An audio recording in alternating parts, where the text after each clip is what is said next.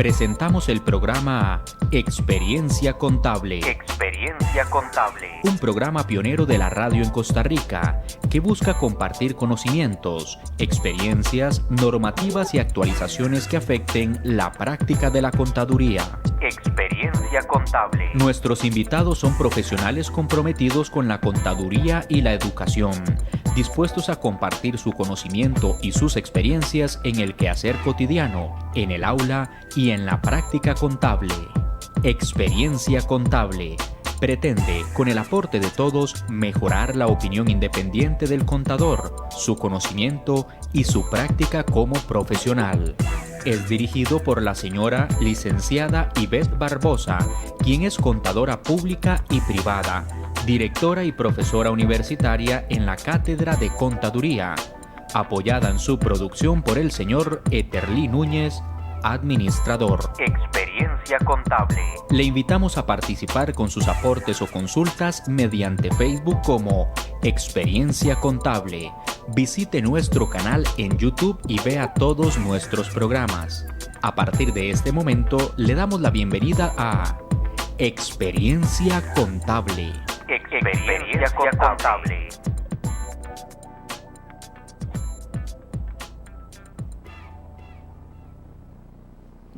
Estamos en su programa Experiencia Contable. Eterlí Núñez e Ivette Barbosa le damos la bienvenida. Queremos recordarle que puede sintonizar el programa de Experiencia Contable todos los jueves a partir de las 8 de la noche y puede hacerlo a través de Radio Costa Rica en los 930 AM. De igual manera puede hacerlo a través de www.radiocr.net.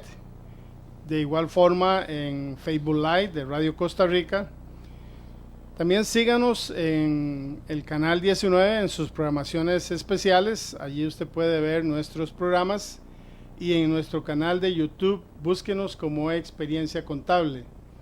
Les recordamos que a través de nuestro Facebook, Experiencia Contable, también usted puede comunicarse con nosotros y hacernos sus consultas, como lo han hecho bastantes amigos. Esta noche vamos a hablar de un tema de mucha relevancia para todas aquellas personas que tienen una sociedad, sea una sociedad anónima, una SRL y otro tipo de sociedad.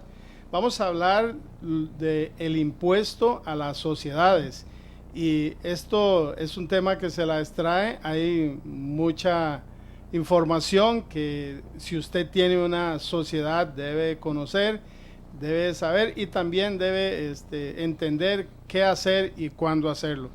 Por eso es que tenemos nuestros invitados expertos en la temática de impuestos y otros temas relacionados. Tenemos a la licenciada Mónica Román y a nuestro ya colaborador desde hace un tiempo, el licenciado Enver Segura.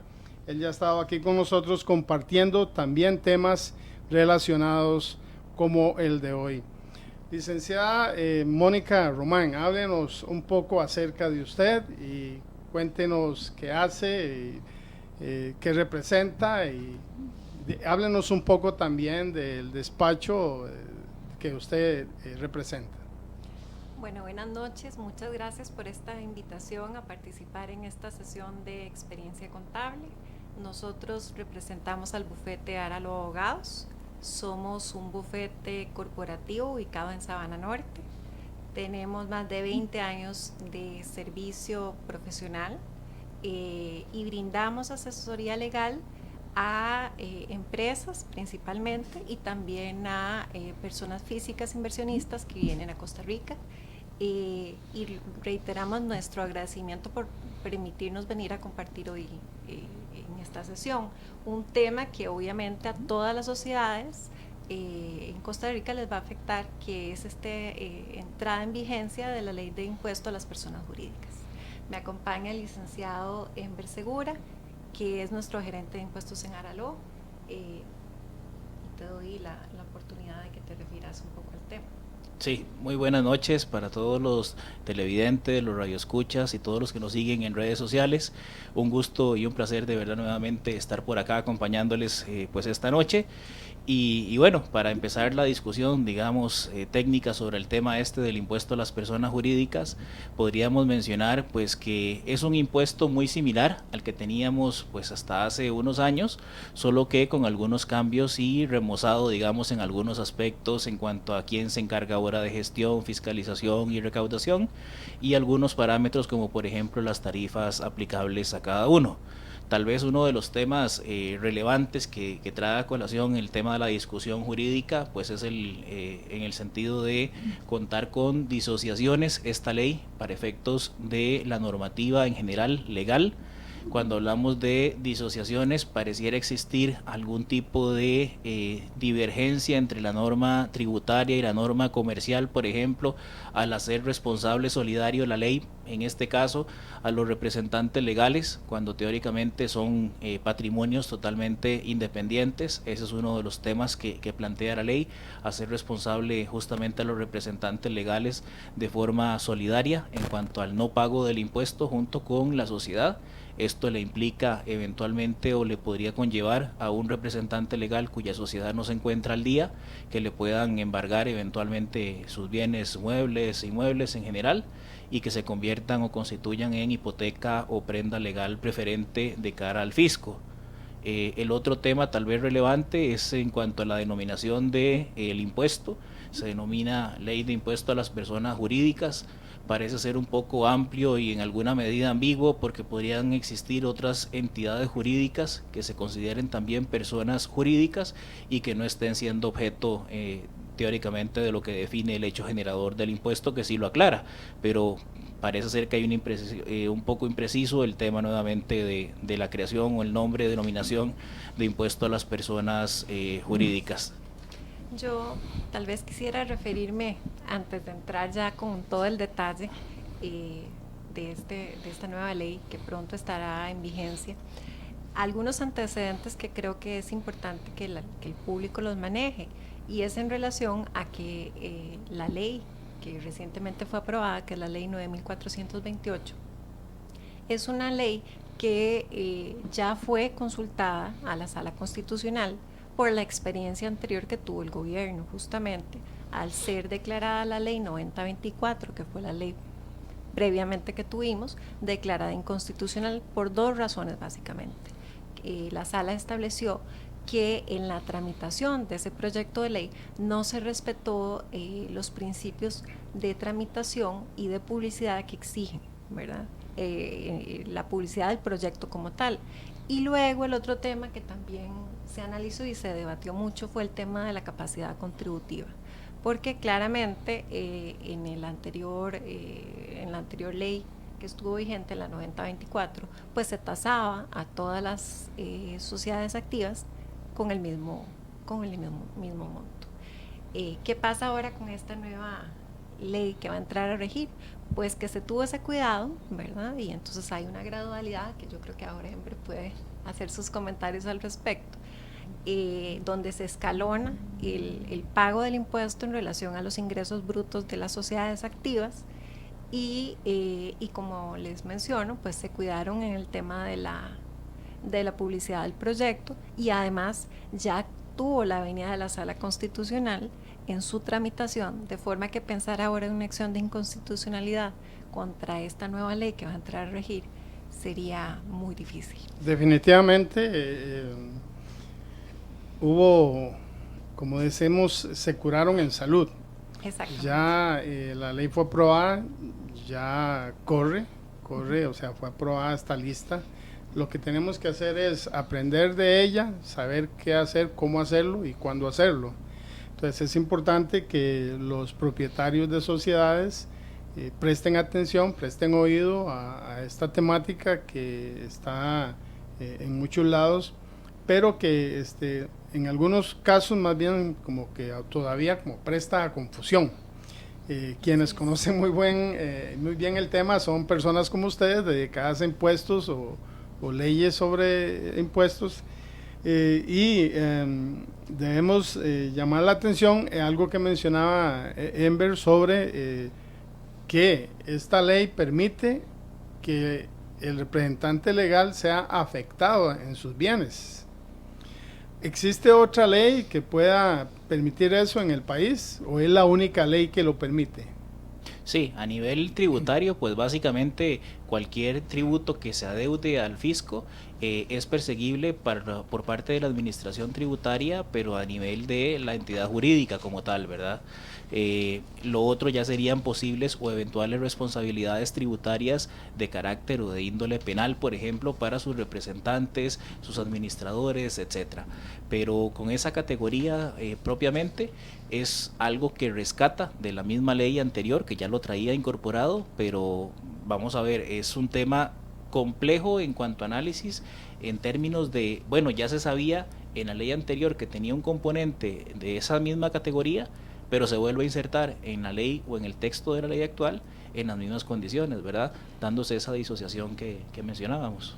Sí, y con el agravante de que en el transitorio segundo de esta nueva ley, la 9428, se menciona, y lo leo textualmente, que el Departamento de Cobro Judicial de la Dirección General de Hacienda se encuentra facultado para continuar los procedimientos cobratorios o establecer estos contra los últimos socios oficialmente registrados, quienes se constituirán en responsables solidarios en el pago de este impuesto.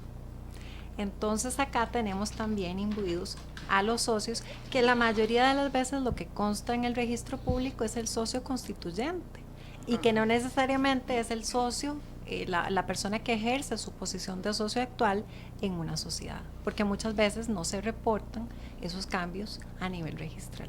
Ok, estamos hablando de los socios que están registrados.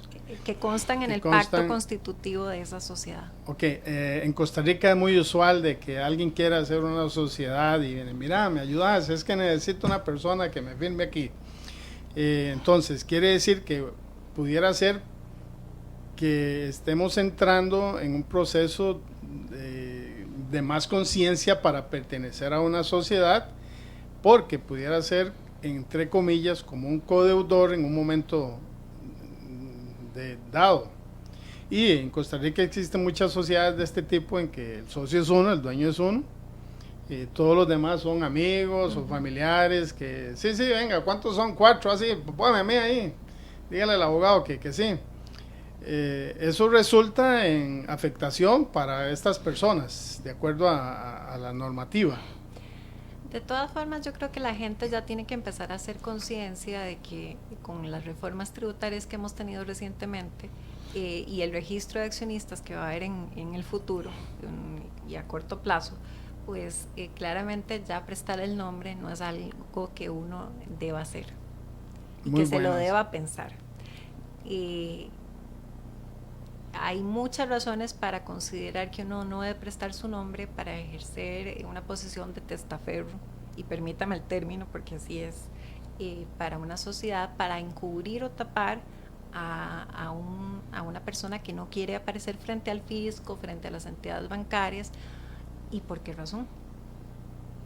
Entonces ya esos favores tienen que irse terminando. Este es un llamado a la reflexión. Sí, porque ahora, igual una sociedad como las que se utilizan solamente para guardar bienes, igual van a estar sujetas a este impuesto. Sí, las sociedades inactivas que lo que hacen es tener un bien mueble o inmueble registrado, pues también están gravadas con esta nueva ley, y la ley da un transitorio con un plazo de 24 meses para que se proceda a hacer ese traspaso de ese bien mueble o inmueble por una única vez de forma exenta, lo cual uno le sugeriría al cliente que proceda a efectuarlo para que no tenga que soportar una carga anual tributaria que de todas formas no le va a causar beneficio, porque si aparejamos que ya tenemos una ley que grava el traspaso indirecto más el registro de accionistas que en breve vamos a tener, ya pierde sentido tener una sociedad anónima con un carro o con una casa. Excelente explicación y muy claro.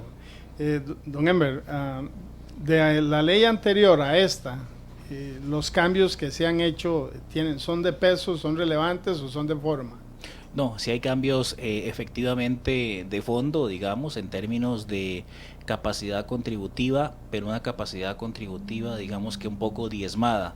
¿En qué sentido? Antes la ley lo que hacía referencia era para el pago del impuesto a medio salario base o un 25% del salario base. Salario base que, por ejemplo, para este periodo 2017 está en la suma de 426.200 colones. Ese es el monto actual del salario base con el que se cuenta. Entonces, antes, digamos que de forma indiscriminada, sin importar la capacidad de contribución que podía tener una sociedad, o de forma indistinta, las sociedades activas se grababan con un 50% de ese salario base y las inactivas con un 25%. ¿A qué nos referimos tal vez un poco con este tema de que ahora se aborda un poco de gradualidad? Es lo siguiente, por ejemplo, hoy en día con lo que establece la nueva ley, estamos hablando de que personas jurídicas que se encuentren constituidas como tal para efectos legales en el registro público, pero que no se encuentren registradas como contribuyentes ante el registro único tributario de la Dirección General de Tributación, van a tener que pagar como impuesto un 15% del salario base, lo cual al día de hoy equivale a 63.930 colones. Ese es el monto para, digamos, que las sociedades, llamémoslas de alguna manera inactivas, o que simplemente están constituidas a nivel registral pero que no están formando parte del conglomerado de contribuyentes ante la Dirección General de Tributación. El siguiente escalón en esta misma línea de contribuyentes son aquellos ya contribuyentes debidamente inscritos ante la Administración Tributaria y cuya declaración de impuestos sobre la renta inmediata anterior al periodo fiscal vigente, entiéndase la del 2016 en este caso, tenga ingresos brutos menores a 120 salarios base. Si tiene ingresos brutos menores a 120 salarios base, la contribución en este caso es de un 25% del salario base, que es un equivalente a 106.550 colones al día de hoy. De ahí pasamos en el siguiente escalón a un escenario donde la sociedad tenga igual en el periodo fiscal anterior como parte de sus ingresos brutos, que se muevan entre 120 salarios base pero menores a 280 salarios base. Si esa es la condición, tendrá que pagar un 30% del salario base, cuyo equivalente es 127.860 colones al día de hoy. Y en caso de que exceda de esos ingresos brutos los 280 salarios base, deberá cancelar una suma de un 50% del salario base, lo cual es el equivalente a 213.100 colones al día de hoy. Aquí surgen varias dudas. ¿Por qué tal vez no se tomó en consideración, que era un poco lo que mencionaba justamente doña Mónica al inicio, por qué no se tomó en consideración para esos efectos de gradualidad y de continuar con principios del derecho tributario, específicamente principio de progresividad, principio de igualdad, principio de capacidad contributiva? Es decir, que el que tiene más, que más pague, tomar como parámetro referente el ingreso bruto. Pareciera ser que lo más sabio hubiese sido tomar en cuenta la renta neta, y sobre esa renta neta efectivamente ver cuál es la capacidad contributiva de ese sujeto, no un ingreso bruto que puede ser que nos alarme mucho, pero que a la hora de hacer la conciliación fiscal según la NIC 12 nos lleve justamente a una renta neta para efectos fiscales bastante reducida en comparación con el ingreso bruto. Sí, porque hay giros de negocios que tienen mucho ingreso. Correcto. Pero así mismo tiene mucho egreso. En realidad ahí queda como un cierto castigo, ¿verdad? Dependiendo del giro. Hay algo que nos han consultado respecto a si una sociedad que está inactiva debe estar inscrita en Hacienda por esta ley. Me parece que usted mencionó algo sobre eso, o sea, debe estar inscrita. Si yo tengo una sociedad para tener una casa, un carro o un bien, debo inscribirla en Hacienda para pagar algún tipo de impuesto o no. Si no tiene actividad económica, la tesis de principio es que no debería estar inscrita. Si tiene actividad económica pero no tiene rentas o no genera rentas, sí está en la obligación y está inscrita a nivel de tributación, pero en el ejercicio económico no tuvo ingresos, sí estaría en la obligación de tributar. Pero el solo hecho de tener un bien no implica la inscripción ante la administración tributaria. Lo que pasa es que claramente si se inscribe, tiene deberes formales. Sí. ¿Verdad? Entonces ahí también entra el tema de que aunque no tenga actividad, tiene que presentar su declaración informativa, so pena de pagar una multa muy significativa. Entonces hay que considerar el tema de si la sociedad es únicamente para sostener un bien mueble o inmueble, lo mejor quizás es que no la inscriba, ¿verdad? Después, la otra pregunta que están haciendo es relacionada con algo que mencionaron sobre cómo juega ahora el Ministerio de Hacienda en el cobro, siendo que aparentemente antes no intermediaba. Sí, claramente ahora la administración tributaria es la responsable de este nuevo tributo, de forma que el papel tal vez más suavizado que tuvo el registro nacional en la gestión de cobro no va a ser la que va a enfrentar la Dirección General de Tributación, que tiene todas las facultades del Código de Normas y Procedimientos Tributarios para aplicar sanciones y cobrar. Y tiene además el Departamento de Cobro Judicial para ejercer las acciones cobratorias. El registro básicamente lo que se limitó en su oportunidad fue en algunas de esas sociedades que estaban morosas proceder a disolverlas, pero no hemos visto una acción cobratoria del registro como tal, tratando de recuperar los montos impagos de todas esas sociedades o miles de sociedades que no pagaron el impuesto correspondiente. El papel de tributación sí, claramente será otro. Entonces eso significa que sí debemos tener más cuidado porque Hacienda sí tiene el equipo y la logística y la experiencia. Las uñas y los dientes. Las uñas y los dientes. Lo otro es,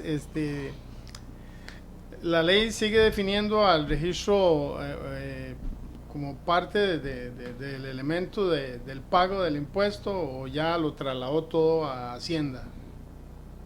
Sí, para efectos prácticos, lo que siempre se ha definido o lo que se tenía definido, y la ley, digamos, en eso, en este momento dice que se ejecutará por los medios que la administración tributaria en su momento defina. Antes era básicamente Banco de Costa Rica, donde se hacían los pagos por enteros, y que eso ocasionaba múltiples problemas en el día a día, porque por ejemplo alguien llegaba y le decía al cajero 3101 tal y tal y tal en número de cédula jurídica, y para efectos prácticos le aplicaban un número distinto.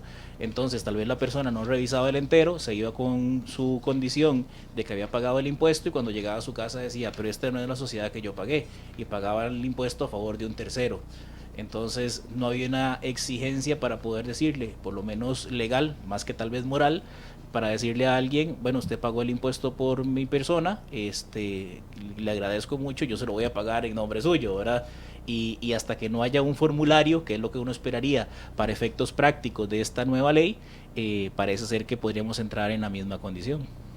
Excelente. Estamos en su programa de Experiencia Contable. Este día nos está visitando la licenciada Mónica Román y el licenciado Enver Segura, ambos de ARA Lao. Ellos se dedican a brindar servicios relacionados, entre otras cosas, con impuestos. Sí, muchas gracias nuevamente por esta participación. Hay un tema también que creo que es importante que el público lo conozca, y es en relación a la exención. Tanto en la ley anterior como en la actual se conserva la exención que se le da a las pequeñas y medianas empresas que estén activas a nivel tributario e inscritas en el registro de pymes que lleva el MEIC. Entonces es un tema importante a considerar porque las micro y pequeñas empresas tienen esa exención, pero interesante mencionar que en esta nueva ley se adicionó a las empresas agrícolas que estén activas y que estén registradas en el registro que lleva al efecto el Ministerio de Agricultura, lo cual también beneficia al sector productor nacional agrícola. ¿verdad? Es un tema importante que ahí quizás no se le ha dado la publicidad necesaria. Sí, es importante eso que usted está mencionando, porque nuestros agricultores que se han reunido a través de una sociedad para mejorar sus esquemas de producción, pues eso, como usted lo menciona, no se le ha dado la publicidad. Considero que es muy importante que el pueblo de Costa Rica reconozca que esta ley está protegiendo a la pequeña empresa que está registrada en el MEI, pero también está protegiendo como novedad al agricultor. Correcto. A las sociedades agrícolas. Ahora, ¿hay alguna diferencia entre una sociedad agrícola pequeña, grande, o todas las sociedades agrícolas que estén registradas? Mire, desconozco cuál es el registro que lleva el MAC. Sería interesante que los productores agrícolas pues pudieran hacer la averiguación, porque además, al menos en el MEIC, que es un registro que sí conozco, el de las pymes, entre los beneficios que ahora están, bueno, está esta exención, pero aparte de eso ellos brindan capacitación a las pequeñas y medianas empresas. Y me imagino que el registro del MAC también les facilita acceso a créditos y una serie de beneficios que hacen más competitivo el productor agrícola pequeño y mediano.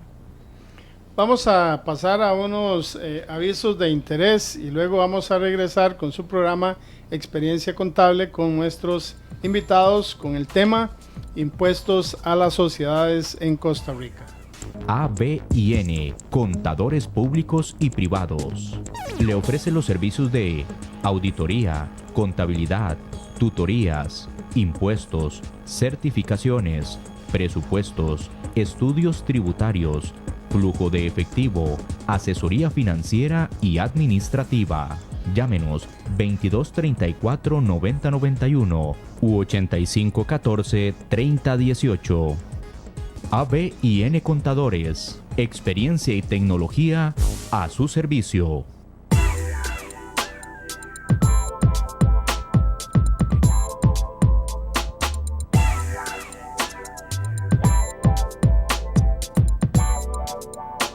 Regresamos con su programa Experiencia Contable. Quiero agradecer a todos aquellos que nos han estado haciendo consultas a través del Facebook o de nuestro WhatsApp 8514-3018 o que nos las han hecho durante estos días al conocer el tema que se iba a desarrollar este día. Nuestros invitados están conversando con nosotros sobre el tema del impuesto a las sociedades, que es un tema más profundo de lo que estamos diciendo. Impuesto a las sociedades es lo más sencillo. Lo que está en el fondo es lo que hay que escarbar y conocer, y las oportunidades que la misma ley nos está dando para ayudarnos a mejorar, a tomar decisiones respecto a por qué sí o por qué no pertenecer o dar nuestro nombre para pertenecer a una sociedad. Doña Mónica, háblenos un poco sobre este asunto y cómo, si podemos librarnos de ser parte de una junta directiva o de ser socios de una sociedad que yo no sé cómo está. Sí, muchas gracias. Sí, yo creo que es importante que las personas que hayan prestado su nombre para la conformación de alguna junta directiva o que ostenten algún poder en alguna de las sociedades, que saben que esa sociedad no ha cancelado el impuesto a las personas jurídicas desde el 2012 al periodo del 2015 y que tampoco lo va a hacer con la entrada en vigencia de la ley 9428, tienen la posibilidad en el transitorio 4 y por un plazo de 24 meses de apersonarse en el domicilio social que tiene designada esa sociedad y presentar su renuncia, y con ese acuse de recibido posteriormente ir donde un notario público para que le protocolice esa renuncia y se presente al registro público para hacer válido su renuncia a ese nombramiento o a ese poder que se le haya dado. Ahora, si desgraciadamente la persona tiene la doble condición, entiéndase, miembro de junta directiva y además es socio de la sociedad, ahí la condición cambia, porque va a tener puede renunciar a su cargo de junta directiva, pero su participación societaria va a permanecer, en cuyo caso lo correspondiente y lo ideal es que se gestione una disolución de esa sociedad por adelantamiento del plazo social, que sería lo más común, ¿verdad? Y con ello pues ya cierra ese capítulo de que eventualmente la administración tributaria quiera cobrarle el plazo posterior. Obviamente el periodo 2012 a la fecha en que se declaró inconstitucional la norma, la 9024, lo va a tener que cancelar, porque ese es un tema que también estábamos comentándolo. La Sala Constitucional, si bien declaró inconstitucional la anterior ley, mantuvo el dimensionamiento hacia futuro, de forma que las sociedades que deban el impuesto a las personas jurídicas de la anterior ley vigente, igual lo tienen que cancelar. Igual con las responsabilidades que igual con las responsabilidades que tenía asumiendo esta nueva ley. Exactamente, y que tenía la ley anterior, ¿verdad? De la responsabilidad solidaria de los representantes legales. Porque esta ley no perdonó algunas partes, pero no perdonó la deuda principal.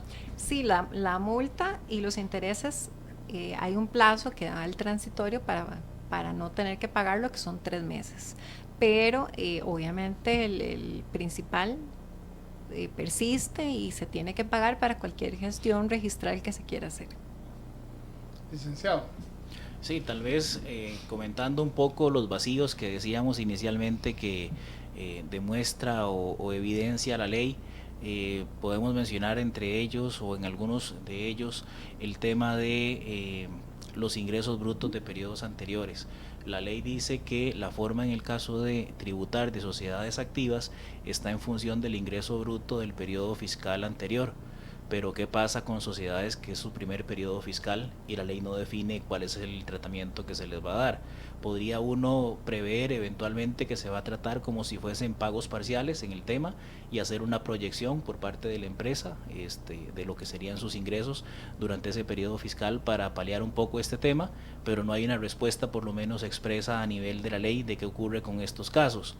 Otro caso que nos lleva también a ver un poco de vacío de la ley es el tema justamente de los representantes legales.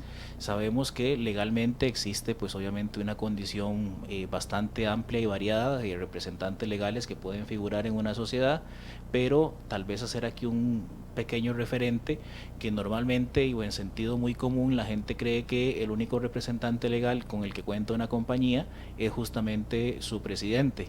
Entonces no nos confiemos en eso porque el representante legal puede ser tanto el presidente de la compañía así como cualquier otro miembro de junta directiva que cuente con facultades para representar a la sociedad, apoderados o poderes que se hayan otorgado de forma adicional y que le brinden la posibilidad de representar pues justamente a la compañía, entre otros temas, ¿verdad? Eso no tiene que ver nada con el número de acciones o el porcentaje de acciones que una persona posea, porque hay personas que poseen un 90% y otras el 10%. Y igual digamos así, la pena va a ser la misma para el que tiene el 90% como el 10%, o va a haber un porcentaje o la responsabilidad es la misma, independientemente si yo tengo una acción o tengo 99 acciones. Bueno, ese es un tema que presumimos tributación tratará de regular vía reglamento, de que de toda suerte lo tiene que emitir para la aplicación y entrada en vigencia de la ley. Pero si nos vamos al Código de Comercio, pues ese socio que ostenta el 10% respondería hasta por el 10% de su participación y no por el 100% en principio de la deuda que tenga frente al fisco de dicha sociedad, ¿verdad? Eso sería lo lógico y lo esperable, pero habrá que esperar el reglamento que emita tributación al respecto. Algo que menciona don Enver es sobre la responsabilidad prácticamente general de los directivos. Siempre se ha creído que el representante legal es el presidente y el presidente es el que tenía todo sobre su espalda, responsabilidades tributarias, responsabilidades de otra índole, Y lo que usted está comentando es que también existen otras personas dentro de la junta directiva o dentro de la sociedad que van a participar como corresponsables de las acciones buenas o malas de la sociedad ante este impuesto. Correcto, serían todos aquellos que ostenten esa condición de ser representantes de la sociedad porque les fue otorgado un poder eventualmente para representar a la compañía, o porque siendo miembros de junta directiva, no en su condición de presidente, además tienen facultades para representar y comprometerse en nombre de la sociedad. Si una persona quiere o no recuerda qué responsabilidades tiene él como miembro de una junta directiva o como miembro de una sociedad, ¿dónde puede acudir para recordarse que pertenece a 5 sociedades y que, no sé, es tesorero en una, secretario en otra? ¿Cómo puede esa persona reinformarse? ¿Hay alguna gestión que se pueda hacer? Sí, puede acudir al registro público o a la página del registro público, ¿verdad? Y pedir una certificación de los poderes que tiene bajo su número de documento de identificación, y de forma que ahí le va a aparecer la lista de sociedades y el registro de cada uno de esos poderes. Y posteriormente pues sí tendría en los que aparezca, la sugerencia es pida o compre ese poder respectivo para poder saber cuáles son las facultades que usted tiene en cada una de esas sociedades, o a nombre de personas también. ¿Y qué responsabilidades podría estar asumiendo sin haberse dado cuenta de lo que estuvo haciendo anteriormente? Algo que hemos hablado, pero queremos retomar, es sobre lo que sucedió antes de la Sala Cuarta y después de la Sala Cuarta. La Sala Cuarta la inconstitucionalidad fue en el periodo 2015. El 2015 no hay que pagarlo definitivamente, eso entendemos. Los periodos anteriores están aún como una deuda. Así es, sí, la Sala Constitucional, mediante el voto 1241-2015, declaró inconstitucional la Ley 9024, pero particularmente, como mencionaba, el dimensionamiento lo hizo hacia futuro. Regularmente la sala pues había hecho un dimensionamiento, ¿verdad?, a partir de la entrada en vigencia de la norma. En este caso no, de tal suerte que en efecto se debe pagar el impuesto desde el 2012 hasta el momento en que la sala lo declara inconstitucional. Y es por ello que a pesar de haber estado declarada inconstitucional esta norma, el año pasado el registro público hizo publicaciones en la Gaceta de una lista extensísima de sociedades que estaban morosas por más de 3 periodos y posterior a ello pues canceló los asientos respectivos disolviendo esas sociedades, a pesar, reitero, de que la ley estaba declarada inconstitucional. Con ello, ya ahora con la nueva entrada de esta ley 9428, que más o menos es una repetición de la anterior ley, las sociedades que no hayan sido disueltas por el registro y que estén morosas deben proceder dentro de este transitorio que hay de 3 meses de pagar los impuestos que deban de los periodos anteriores para no acumular una deuda significativa, ¿verdad? Una pregunta que están haciendo es, bueno, ya se disolvió la sociedad por el registro, ¿ya no tengo deuda? ¿O sigue la deuda? 12, 13, 14.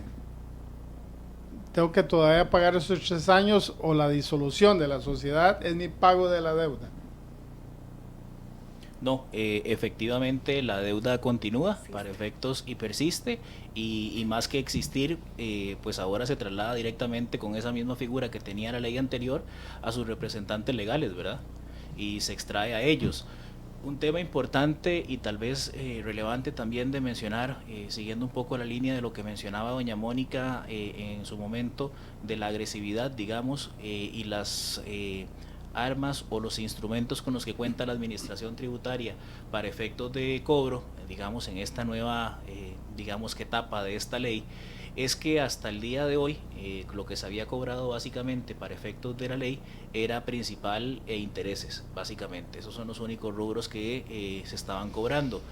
Con esta nueva disposición, la ley es clara y categórica en el sentido de que no solamente va a poder hacer uso la administración tributaria, como bien lo acotaba doña Mónica, del título tercero, que es toda la parte sancionatoria del Código de Normas y Procedimientos Tributarios, sino que inserta una modificación interesante. Dice que además del título tercero, que es toda la parte de sanciones, va a poder hacer uso del capítulo segundo del título cuarto, que es la reforma, o mucho de lo que incluye la reforma de ley de lucha contra fraude fiscal. ¿Qué quiere decir esto? Que si la administración tributaria lo tiene a bien con este nuevo remozado impuesto, podría cobrar desde principal, intereses, sanciones del artículo 79 del Código de Normas y Procedimientos Tributarios, si es que consigue una declaración para esta, con un 50% del salario base, podría generar también un 1% de mora por mes o fracción de mes, y adicionalmente podría, haciendo uso, porque hace la referencia del título tercero completa, de cobrar un 50, un 100 o un 150% del monto dejado de percibir.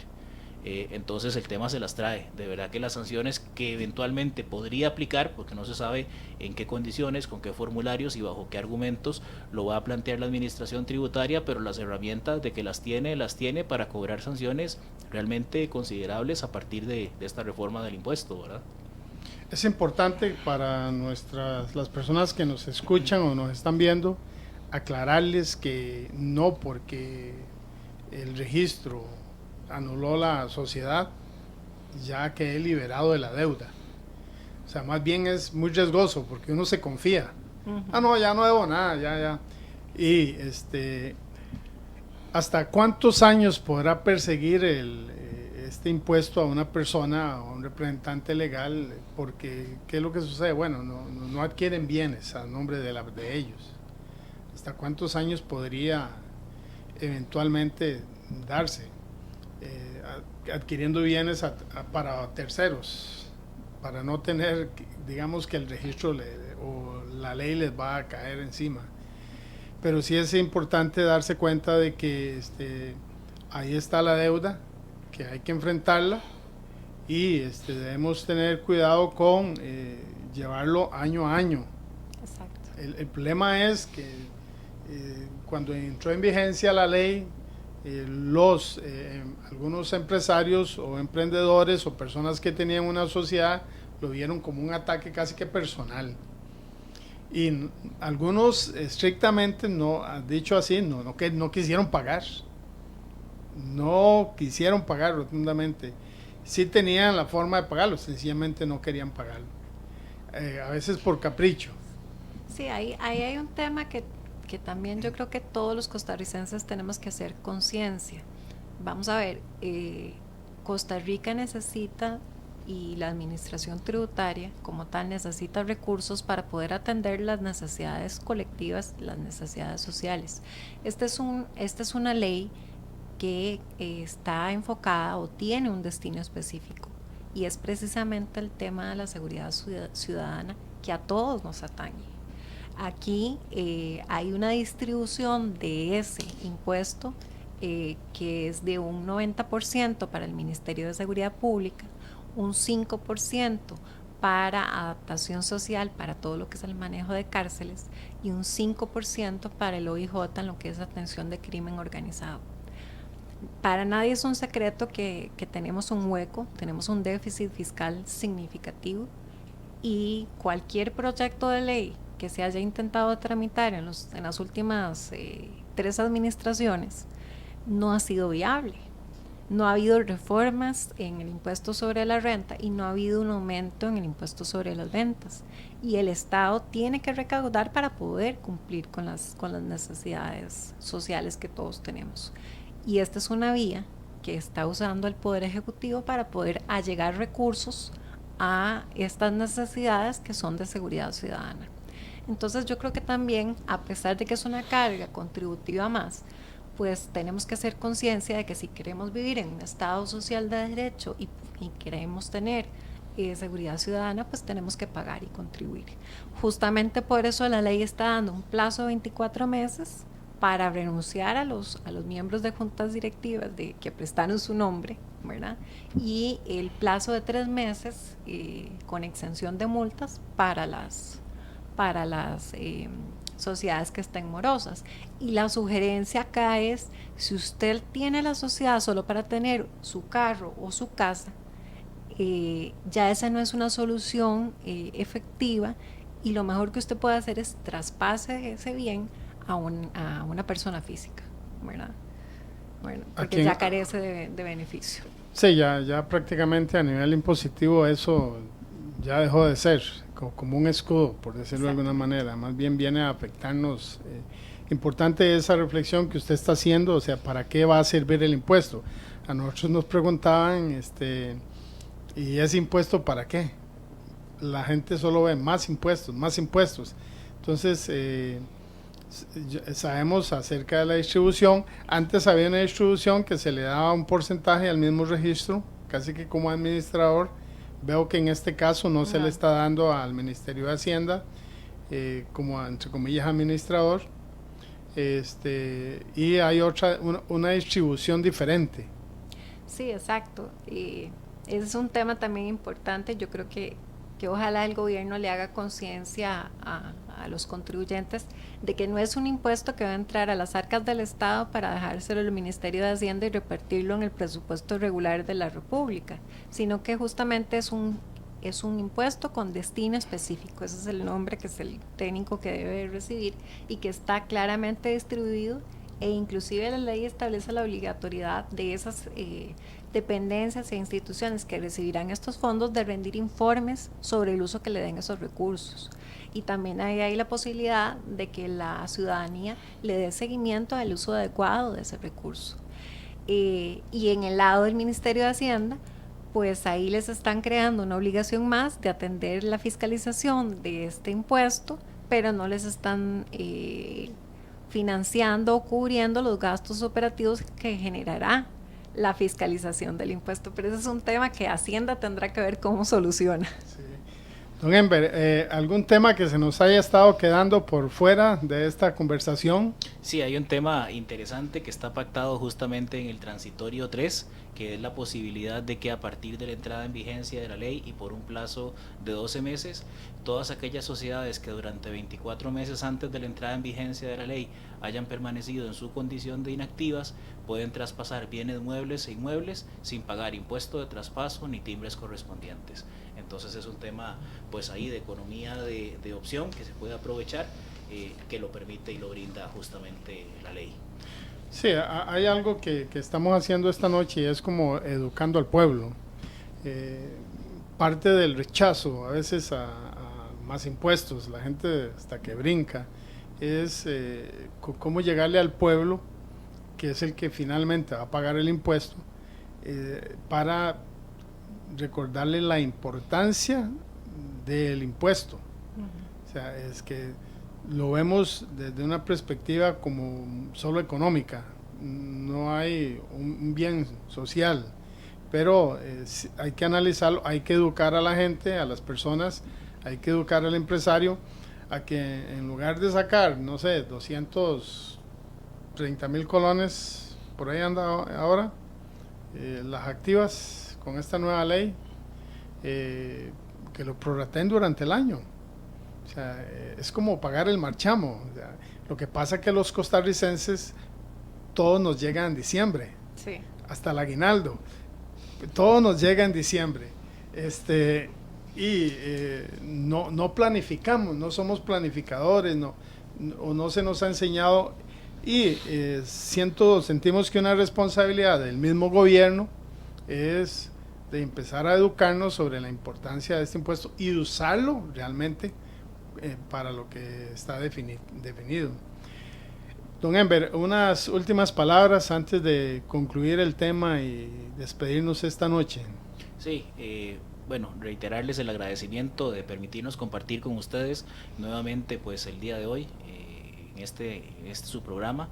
El impuesto en general me parece que si bien tiene vacíos, también tiene bondades.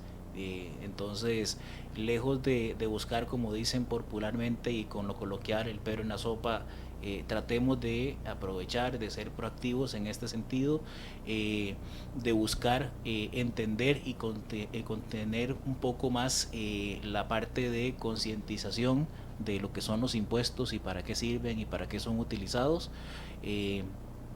asesorarse bien, la verdad, para no caer pues en ninguna de las sanciones que, como decía doña Mónica, pues son bastante y pueden ser bastante cuantiosas, y lejos de esto pues estar apegado 100% a la legalidad, en virtud de una buena asesoría del tema del impuesto, que con todo gusto tenemos las puertas abiertas en Áralo Abogados si necesitan cualquier tipo de asesoría a nivel de empresa, a nivel personal o demás, pues para ayudarles con todo lo que implica esto y los trámites en general para poder obtener, si consideran que encuadran en los supuestos del MEIC, como pymes, etcétera. Con todo gusto en nuestro bufete les podemos ayudar, estamos para servirles. Muchas gracias, don Ember.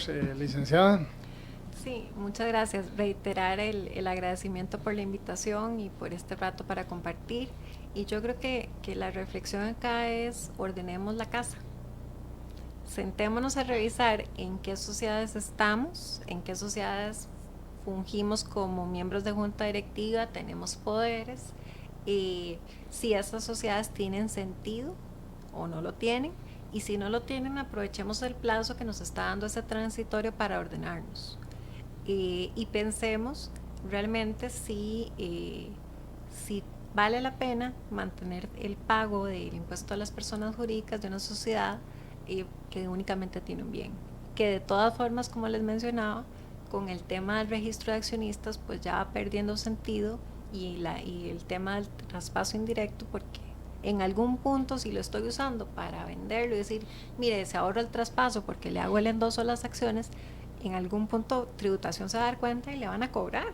Entonces mejor no se arriesgue, no se la juegue y mejor haga las cosas por derecho. Sí, definitivamente los costarricenses tenemos que cambiar la cultura del tico bonachón, ser más ordenados, ser más analíticos en nuestras actuaciones. Agradecemos el programa de Experiencia Contable, de que usted haya estado con nosotros este día, a nuestros invitados, don Ember y la señora Mónica. Les recordamos que el próximo jueves estaremos de nuevo aquí a partir de las 8 de la noche.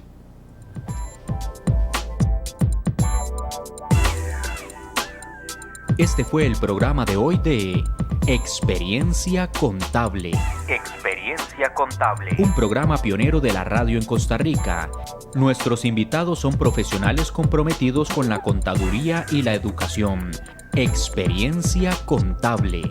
Háganos llegar sus comentarios durante la semana a nuestro Facebook, Experiencia Contable, o disfrute de todos nuestros programas en nuestro canal de YouTube como Experiencia Contable, dirigido por la señora licenciada Ivette Barbosa, contadora pública y privada, apoyada en su producción por el señor Eterlí Núñez, administrador. Experiencia Contable. Le esperamos el próximo jueves al ser en punto las 8 de la noche.